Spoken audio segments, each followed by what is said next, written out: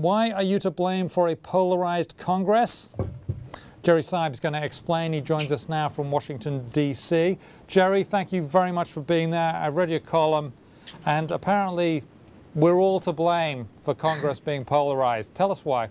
Well, you know, we spend a lot of time, I've spent my fair share of time talking about how polarized Washington is, which is true. But I think one of the things we often forget is that one of the reasons Washington is polarized is the nation is polarized. The country is very evenly divided. And we are seeing again this year a campaign, the campaign of 2012, that's illustrating it. And to the extent people think, well, maybe this year's campaign will finally resolve that question of, you know, which side is America really on?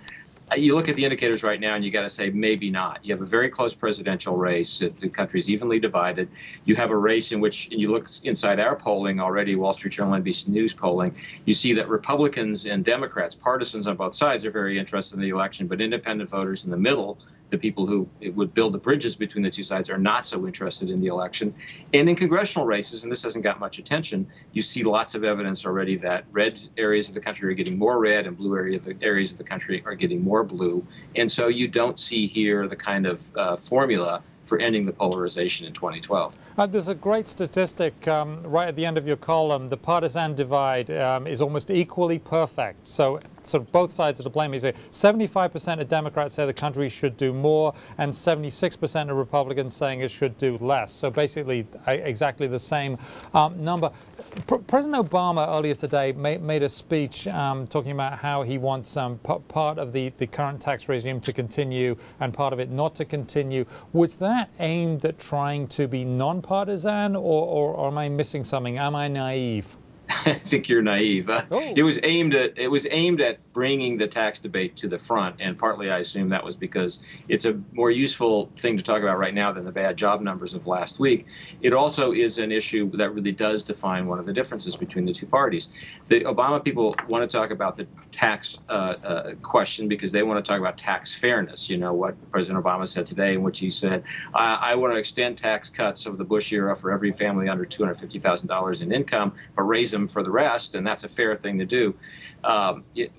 Mitt Romney is happy to talk about taxes too, but he wants to talk about low tax rates and tax increases on people and how harmful they are to the economy. This is a very real difference. This is one of the reasons you have elections, is you got to settle these kinds of differences, and the differences are pretty stark right now.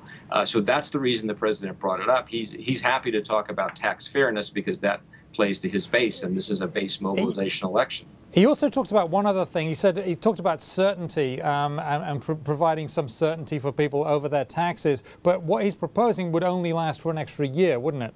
Right, and the real uncertainty lies in what happens to the entire tax code at the end of the year when all the Bush tax cuts are going to expire, and also what's going to happen when the country once again hits the debt ceiling. And those questions just simply aren't going to be resolved until after the election.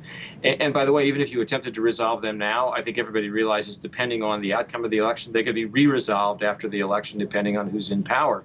So I think that he's right to talk about the need to create some economic certainty. I'm just not sure that this proposal, particularly given the fact it's not going to make it through a deeply divided Congress, is going to provide much of that certainty.